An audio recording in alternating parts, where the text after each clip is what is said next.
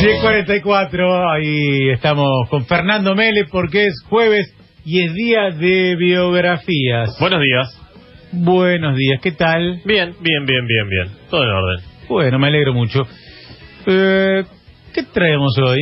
Hoy vamos a ¿Qué traer de nuevo, viejo? a una señorita señora, porque se casó 2 veces, que cumpliría hoy, difícilmente, 110 años, y es la señora Frida Kahlo. Frida Kahlo. Nacida como Magdalena Carmen Frida Kahlo Calderón, en la ciudad de Coyoacán, en México, el 6 de julio, un día como hoy, de 1907. Qué cosa, ¿no? Se llamaba Magdalena y decían Frida. Un nombre tan lindo delante. Se llamaba Frida también. Uno de sus 3 nombres era pero Frida. Usaba Frida, se llamaba Magdalena. Sí, Frida es un nombre bastante... No. Magdalena es más lindo, cierto. Carmen en el medio. Más antiguo. Pero Magdalena es un lindo nombre. Fue hija de un inmigrante alemán, Guillermo Kahlo, y una señora de raíces aborígenes, Matilde Calderón, mexicana. Su padre había tenido otro matrimonio anterior, con 3 hijas, y ella fue la tercera de este matrimonio, uno en el medio fallecido, y una hermana que vino después, que fue Cristina, que sería protagonista en la vida de Frida también. Decíamos, nació en Coyoacán, esa es la ciudad que queda en el centro geográfico del DF, en la muy conocida Casa Azul del 247 de la calle Londres.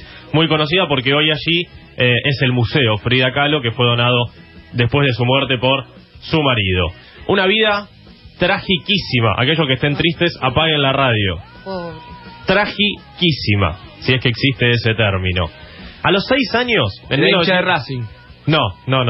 A los 6 años, en 1913, le diagnostican poliomielitis. Sí. Terrible. 9 meses en cama, le dejan una secuela que a ella la traumaría mucho, que era la pierna derecha mucho más delgada que la izquierda.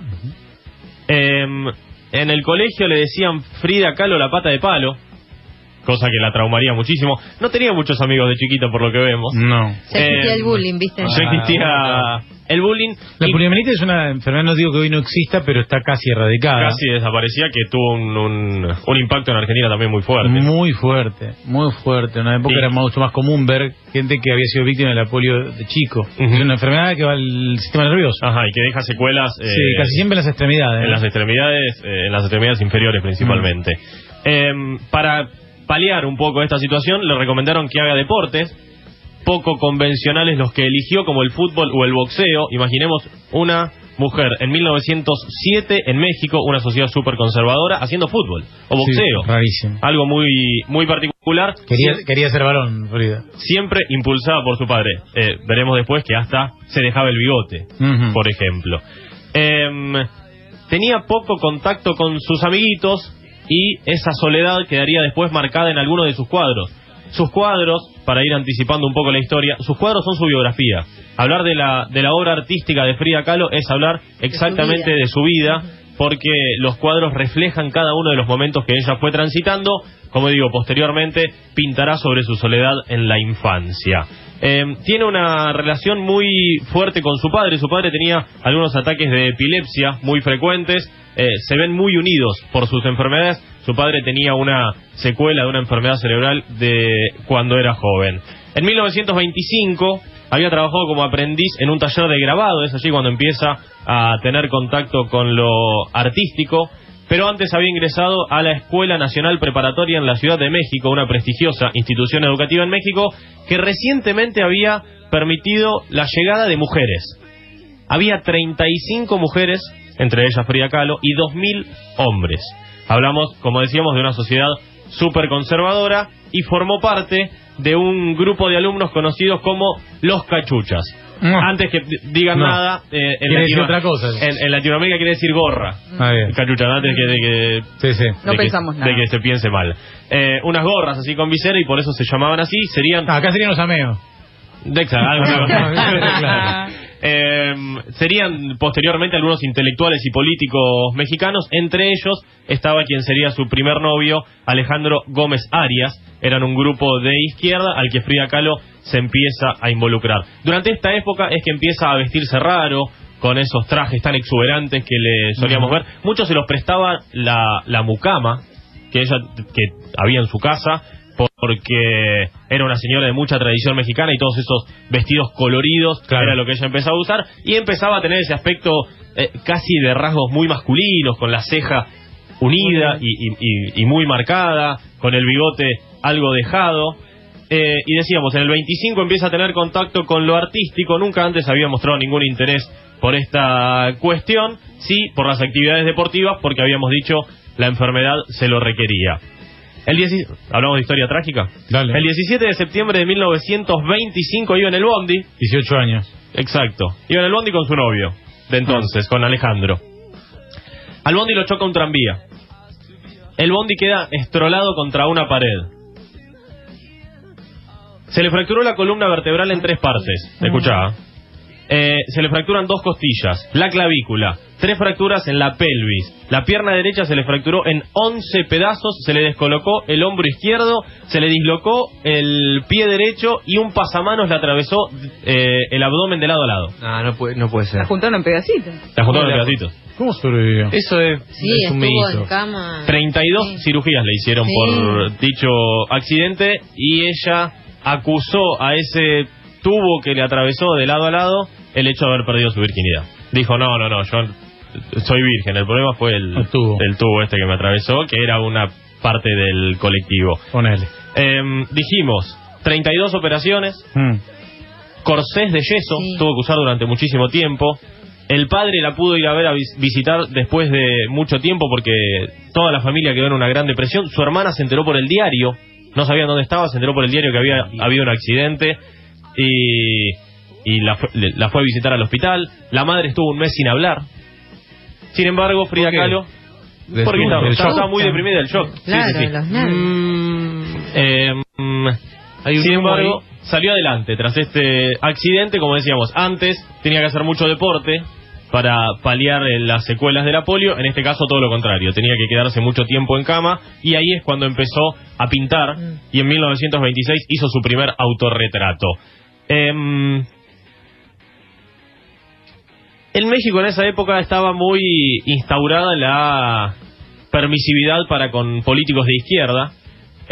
El comunista cubano Julio Antonio Mella estaba exiliado en México, y su mujer, la fotógrafa Tina Modotti, empezó a pegar buena onda con Frida Kahlo. Empezaron a asistir reuniones sociales juntas, que pin, que pan, que salimos para aquel lado, que vamos a tomar una copita, y empieza a ir a reuniones del Partido Comunista Mexicano, del que ya formaban parte muchos de sus amigos los cachuchas. Habíamos dicho que eran de izquierda. Allí conoce a quien formaba parte desde el partido en 1922, su futuro marido y compañero de toda la vida, Diego Rivera, el también muralista mexicano, y un día lo va a visitar. Se empiezan a encontrar en reuniones sociales, lo va a visitar, le presenta sus trabajos, le dice, mire Diego, aquí tengo todas estas obras, esta me gusta mucho, siga pintando, la alienta, todavía nada. A los padres de Frida no le gustaba mucho Diego Rivera, porque era mexicano y porque era gordo y porque era comunista. Entonces no le cerraba por ningún lado. No le cerraba por ningún lado al padre alemán, imaginemos. Sin embargo, el 21 de agosto de 1929, luego de muchos coqueteos, se casan Frida Kahlo y Diego Rivera. En el casamiento, la ex de él le levanta la pollera a Frida Kahlo. Frida Kahlo se había hecho toda una prótesis ortopédica para poder caminar durante su casamiento, tenía muchos problemas físicos, y le dicen, miren,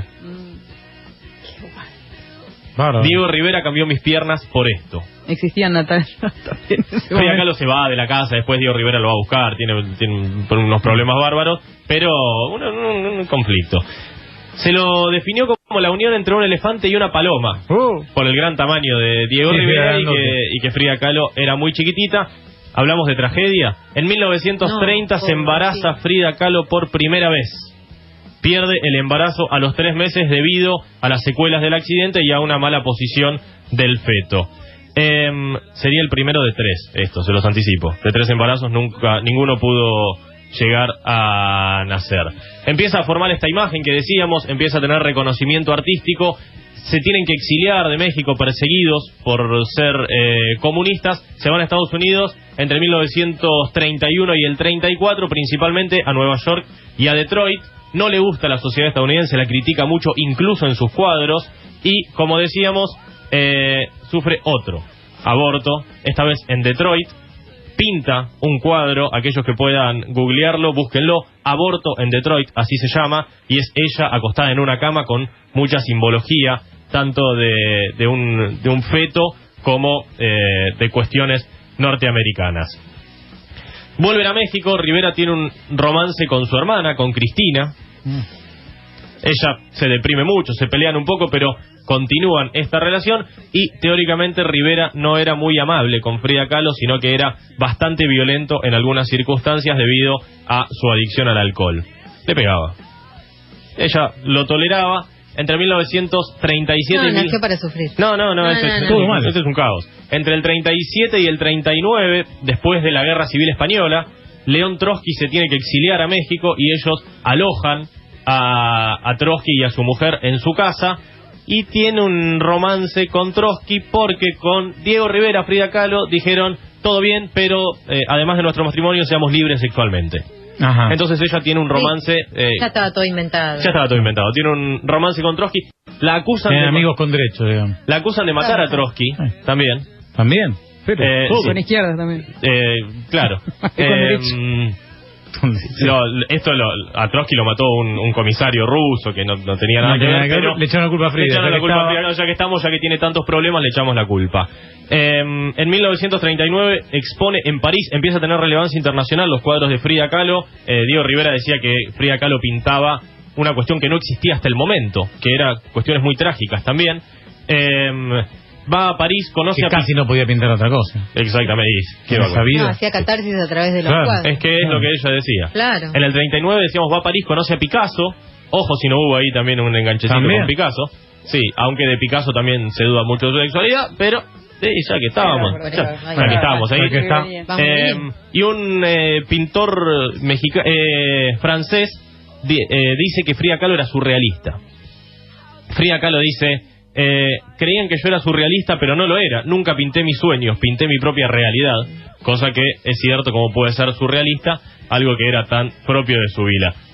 Se divorcian en 1939 Frida Kahlo y Diego Rivera debido a el problema que habían tenido con la hermana. Sin embargo, al año siguiente vuelven a casarse, una ida y vuelta permanente entre estos dos. Sin embargo, se casan y dice, vamos a seguir colaborando entre nosotros artísticamente, vamos a vivir juntos, pero no vamos a tener sexo. Vamos a compartir los gastos, vamos a hacer un matrimonio. Pero, cama afuera. Lo limpió. Una cosa así. En ese lapso sufre otro aborto, el tercero, otra depresión. Tiene que ser hospitalizada en 1950, quedándose un año en cama. Permanentemente enferma vivió. Hubo algunos lapsos de su vida en los que no estuvo enferma. La mayoría de su vida sí lo estuvo. Y en 1953 se organiza en la Ciudad de México la única exposición en vida exclusiva de Frida Kahlo. Ella estaba muy enferma, como casi siempre, y los médicos le prohíben salir de la cama. Si Mahoma no va a la montaña, ¿qué hizo? Llamó a una ambulancia y le dijo, lléveme en la cama a la exposición. Pusieron la cama en el medio de la exposición, la señora se sentó en la cama, se puso a tomar unos tragos, ya tenía bastantes problemas con el alcohol, y se puso a darle rumba como loca durante toda la exposición de pintura. A ella le dijeron que no salía de la cama. Claro. Ella de la cama no salió. Ese mismo año tuvieron que amputarle una pierna, la pierna derecha tan problemática por debajo de la rodilla. Ya le habían tenido que amputar 5 falanges. Sufrió una gran depresión, tuvo varios intentos de suicidio frustrados. Sin embargo, con 47 años, el 13 de julio de 1954, falleció Frida Kahlo, quien había dicho, cuando muera, quemen mi cuerpo. No quiero ser enterrada. He pasado mucho tiempo acostada, simplemente quémenme.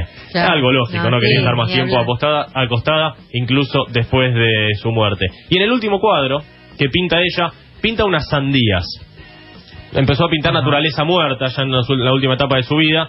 Pinta unas sandías y en una de ellas se ve el lema Viva la vida, Coyoacán, 1954, México.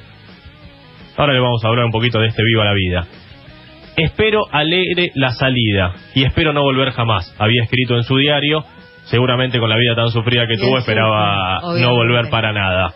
El vocalista de Red Hot Chili Peppers, Anthony Kiedis, dijo que Scar Tissue, una de sus canciones más conocidas, fue escrita en honor a Frida Kahlo. Madonna es una gran fanática de ella. De hecho, hay un video de 1994 que también pueden googlear, de Bedtime Story, así se llama, que tiene muchas escenas que son calcadas de cuadros de Frida Kahlo. Muy interesante. Y habíamos dicho, viva la vida, era el lema que había pintado en una de las sandías de su último cuadro. Es lo que toma Chris Martin, el vocalista de Coldplay, para su canción y para darle título a su disco. Y Chris Martin dijo que lo atrajo la vivacidad del cuadro, totalmente opuesta al sufrimiento que experimentaba la pintora. La casa, la famosa Casa Azul, donde había desarrollado Nacido y Muerto Frida Kahlo, fue donada por Diego Rivera y desde 1957 es un museo en el que están las obras y los objetos de Frida Kahlo. De las 143 pinturas que pintó, 55 son autorretratos. Su obsesión por pintarse a ella misma viene de que decía que era lo que mejor conocía, a ella misma, y además cuando estaba encerrada sola en una habitación, solo podía verse a sí misma. ¿Qué iba a pintar si no? Y pintaba mucho con monos, habrán visto. Había muchos monos en sus cuadros, sus autorretratos. En la mitología mexicana significan lujuria. Sin embargo, ella creía que eran la ternura y la protección que necesitaba alguien le brinde. Y para concluir, su obra Raíces tiene el récord de ser el cuadro latinoamericano más costoso de la historia. Fue vendido en 2006 por $5.600.000. Una artista que sin dudas ha dejado una huella y que ha podido reflejar en su arte su propia vida. Bien, Frida Kahlo, entonces nuestra estrella invitada de hoy a la sección biografía, justo en el día que se cumplen 110 años de su nacimiento. 110 años de su nacimiento, exactamente. Bien, gracias Fer. Por favor. Hasta el próximo jueves. Hasta la semana que viene. Fernando, mira, ahí alguien me decía que si estaba la sección hoy, le contesté que sí, pero veo que todavía no recibió el mensaje. Si iba a estar la sección de biografías porque la abuela no se la quiere perder.